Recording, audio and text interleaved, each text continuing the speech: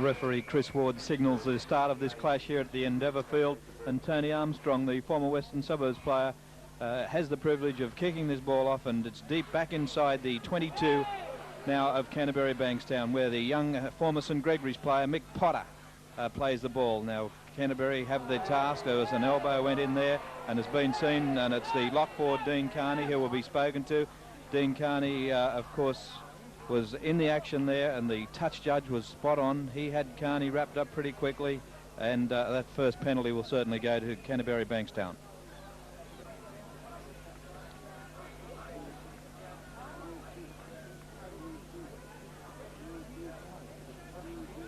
Referee Chris Ward has a little word of advice to the big strapping Carney, the former Thurul Wollongong player who came to Cronulla at the time that the Steelers entered the Sydney first grade competition. That's an excellent rangefinder by Canterbury. Billy Johnson quickly up. That's an excellent kick, and Billy Johnson to take the tap three. This is Mortimer. Mortimer a bit of a run around with Gould, and there's a little chip over the top. It's an excellent chance, but Chris Gardner dives upon it quickly. It's out in the centres for Cronulla.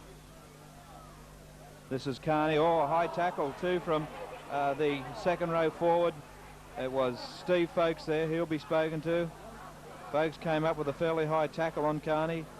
So it's tit for tat, referee Ward will obviously say, and a penalty will go to the Cronulla side.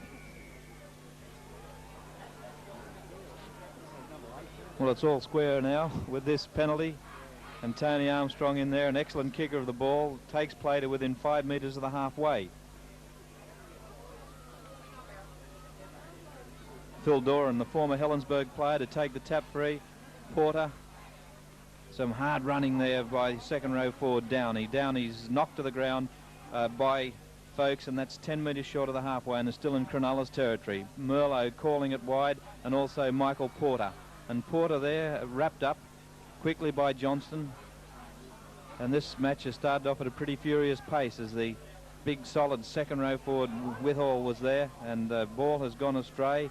So a ball up either way, and the first scrum of this match will be set, and it's 8 metres back inside Cronulla's half. So at the furious pace it started, Mortimer straight away, the ball, it went a little bit too far on that occasion. Whether the lock forward, Langmack, heard the referee's whistle, he carried it on, and the same movement comes away. That's Langmack. Langmack taken by his opposite number Carney onto the blind side. Second row forward Folkes, and Folkes that time crashed by Porter. 10 metres, that's the 10 metre line back inside Cronulla's half. This is the ball player for Canterbury Bankstown, Gould. We'll see a lot from this fellow today. He made an extra 5 metres. This is the centre three-quarter Andrew Farrer going for a little charge across field, and Farrer is again caught by Carney, and also the half-back lane. Onto the open side, and now it's Tunks there, almost got a ball away. Last tackle signal by referee Ward. This is Mortimer. Mortimer will use the bomb. Standing back there, Mark McGraw, and a lot of pressure on McGraw, and it's a chance for the wing three-quarter, Kevin Podgy, and I think Kevin Podgy has actually scored over there. And he has scored, so Podgy opens the scoring here for Canterbury Bankstown. He followed up a bomb. The pressure was on the young fullback, Mark McGraw. McGraw went up for the ball, and of course the ball came free, and right there was the wing three-quarter backing up well, Kevin Podgy, and Podgy has gone in for a very, very important try for the Canterbury Bankstown side.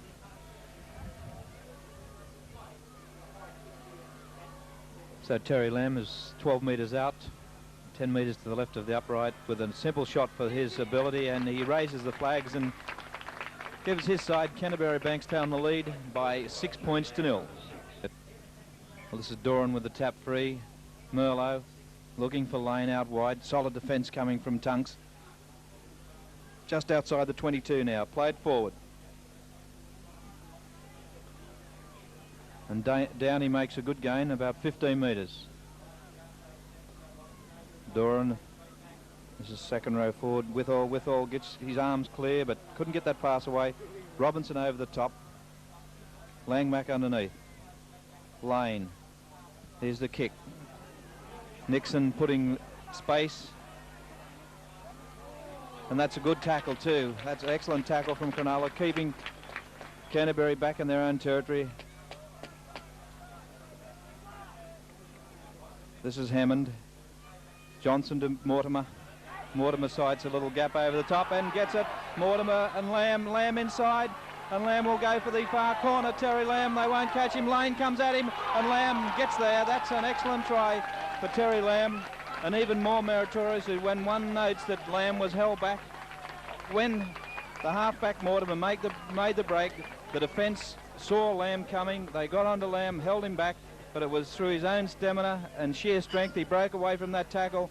Terry Lamb is wide out. That's the 22-metre mark. He's 10 metres in from touch. So it will be quite a good kick if Lamb converts this try. He sort of hit the ground and the ball has fallen short, so Canterbury now lead Cronulla by 10 points to 0.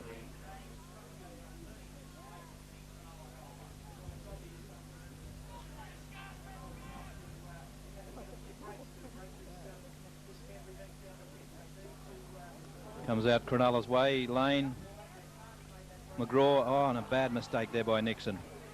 Picked up quickly by Canterbury.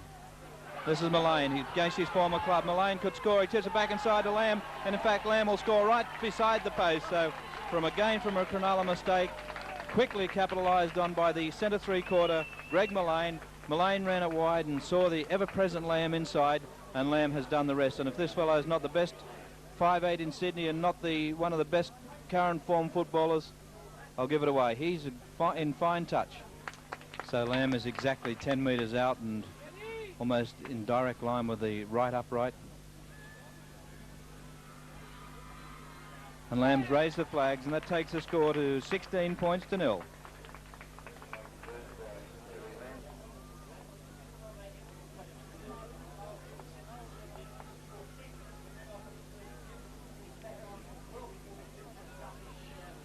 So Lane.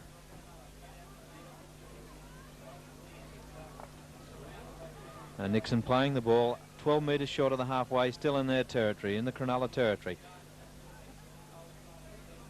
So Downey with Doran in the ruck half position, blindside Merlot. Merlot can't handle, lose possession, quickly dived upon by Mortimer. Too casual that time, Merlot. Gould using it wide now. This is the wing three-quarter. This Potter now back inside. A tackle from Downey. Downey just inside the 22. Canterbury go on the attack. This is Gould. Promising raid there. Mortimer charges into the ruck. Taken by Carney.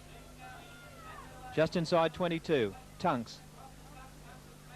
Tunks flips it away to Johnson. This is Anderson. And Anderson is wrapped up quickly by the 5'8" Nixon.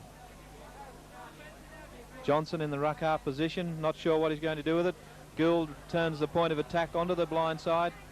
Langmack is back inside. This is Farah. Farah one-handed to pass around. And here's Mortimer. Mortimer's magic. Mortimer magic over the top to Lamb, and Lamb could score again. And he does so. Well, that was some Mortimer magic there. Terry Lamb scores.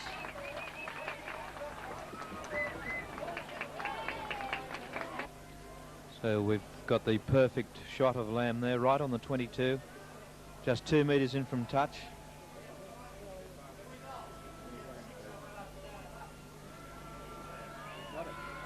Oh, shocker. To the right of the upright, so the score remains Canterbury Bankstown 22, Cronulla 8. Lane to work this scrum. Cronulla ball. Nixon in from the blind. Gary Hammond, centre field, 8 metres short of the halfway. This is the second row forward, Downey. Downey's just a metre short, still in Cronulla's territory. This is Michael Porter, and charging into Gould. In fact, he's pushed off one defender, and Nixon using it wide. This is Gardner. Gardner's got support inside with Docking, and Docking is held back. Oh, that's got to be a penalty against Mortimer on that occasion. He's allowed to go on, an advantage to Cronulla, obviously. And that time he's been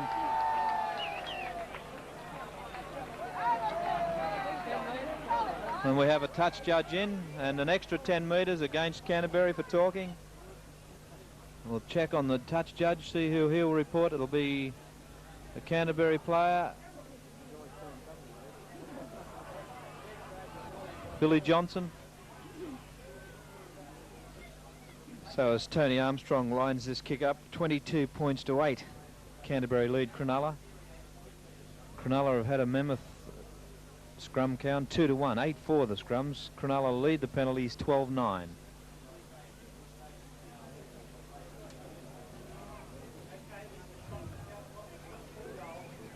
(22-8). Tony Armstrong, left footer, hits the ball well, reduces the deficit in this match.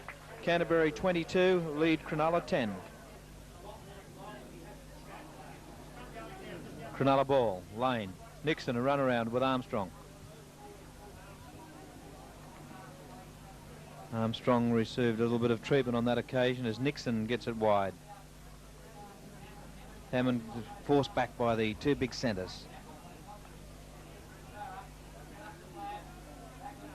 Docking taken by Langmack. Oh, Des O'Reilly. So Canterbury back in possession, 22 points to 10. Lamb, Mullane tips it back. Armstrong comes up with possession.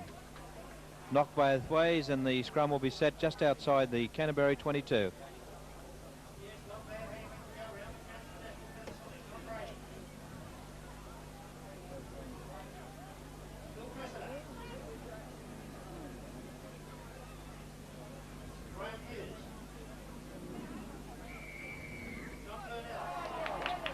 Against the Cronulla front row for packing in prior to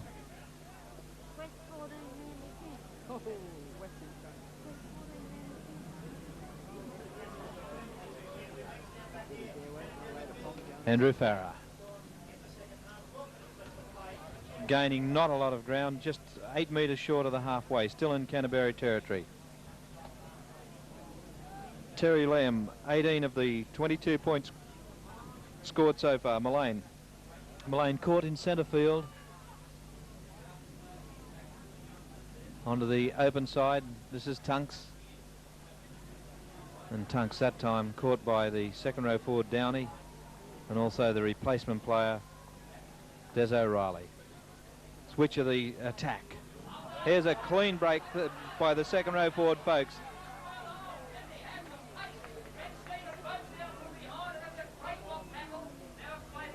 This is Gould. Gould running back and across field, shows it one way and eventually gets it away to the centre three-quarter. Mullane, and Mullane is caught just inside 22. This is Robinson now. Robinson surging forward. He wants to try against Cronulla after his 10-minute sin bin.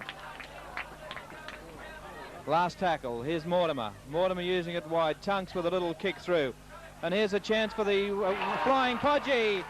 And Podgy has charged onto that ball after the Tunks kick, and a great try by Podgy.